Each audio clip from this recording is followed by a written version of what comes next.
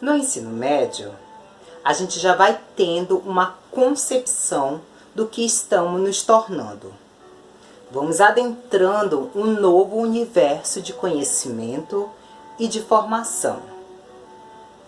Eu cheguei no terceiro ano do ensino médio já preocupada com o que o futuro iria me dar.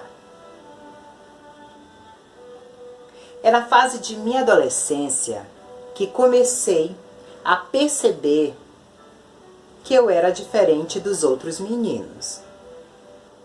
Eu não me sentia bem e não gostava de estar no meio deles. Eu gostava mesmo era de estar com as meninas, closando, papeando sobre as paqueras delas, curiosa, sobre os nossos atores, discutindo sobre os nossos cantores e cantoras favoritas e favoritos, os nossos famosos ídolos, trocar figurinhas, posters, ler as revistas de horóscopo do João Bidu. Mas eu tinha uma boa relação com os meninos de minha sala. Foi no ensino médio que comecei a ter os primeiros contatos com gays e lésbicas na época. Eu tinha amigos na época que eram assumidos.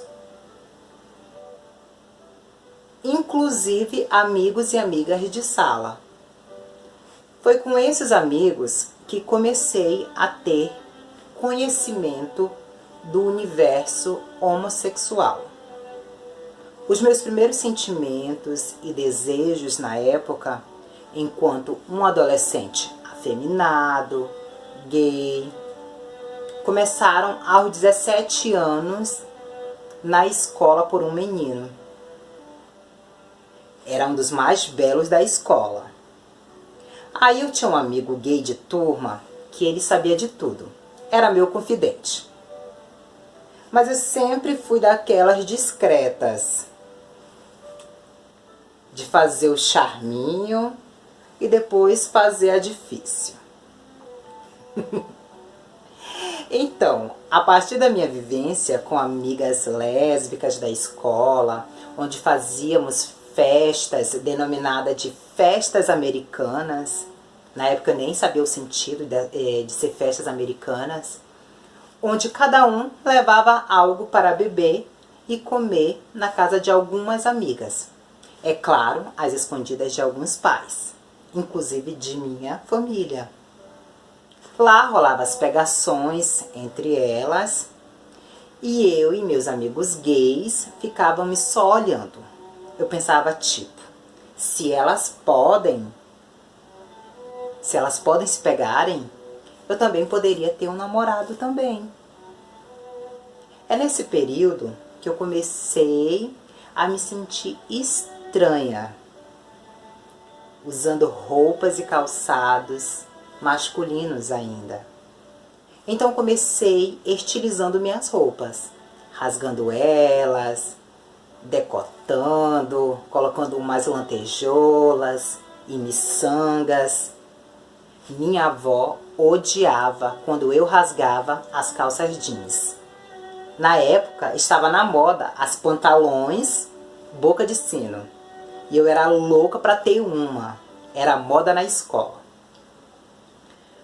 Como eu sempre gostei de ensinar, eu dava aulas de reforços e ajudava filhos e filhas de algumas vizinhas nas tarefas escolares, onde muitas delas sabiam de minha sexualidade, porque eu contei para elas, né, e nem tinha como esconder. E nesse sentido, eu ensinava os filhos e filhas em suas atividades escolares, e em troca eu ganhava uma blusinha feminina, calças jeans, boca de sino, ou pantalões, né, na época. Aquelas calças jeans com lycra que ficava bem coladinha, né? Elas deixavam eu escolher. Às vezes eu ia na loja com elas. Quando eu comecei a usar esse tipo de vestimenta, não teve uma recepção tão boa em casa. Falavam que era de mulher, não era roupa para eu usar. Mas como eu estava naquela fase chamada por muitos e muitas de fase da rebeldia, se eu trabalhei, ganhei, vou usar sim. E eu me sentia belíssima dentro das roupas, mesmo com um aspecto andrógeno ou metamorfo que eu ficava, né? É a partir daí que iniciaram os conflitos e a repressão sobre a minha identidade homossexual no ambiente familiar e na igreja evangélica.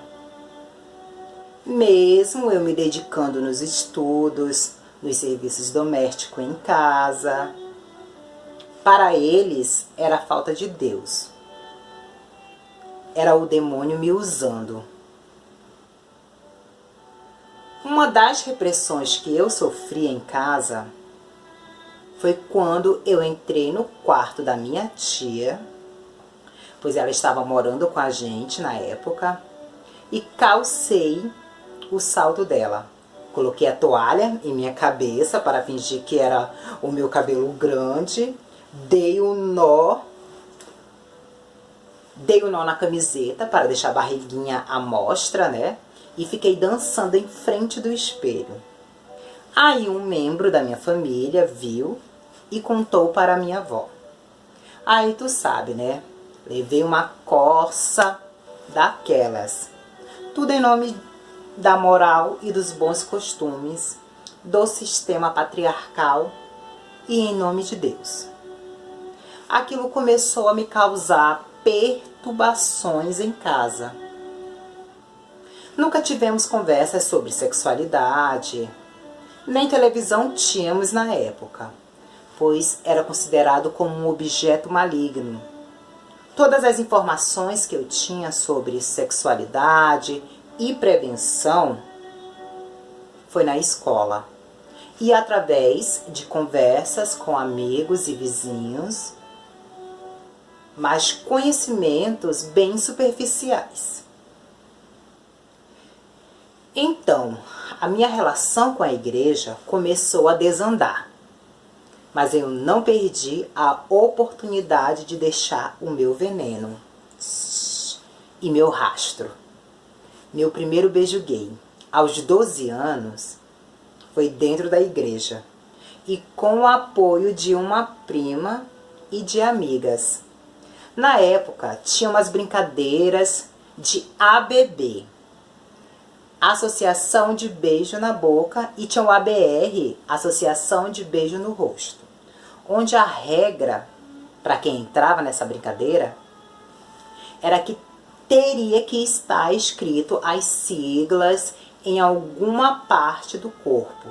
Quem esquecesse de escrever teria que beijar alguém da escolha de quem descobriu que a pessoa não estava com as siglas na parte do corpo. Teve um dia que eu dei o truque, que havia esquecido de escrever as siglas no meu corpo. Então, uma amiga minha sabia que eu tinha vontade de beijar um menino que era da igreja e que estava na brincadeira também. Aí, ele aceitou. Então, o beijo aconteceu com a conivência de meninos e meninas e dentro da igreja.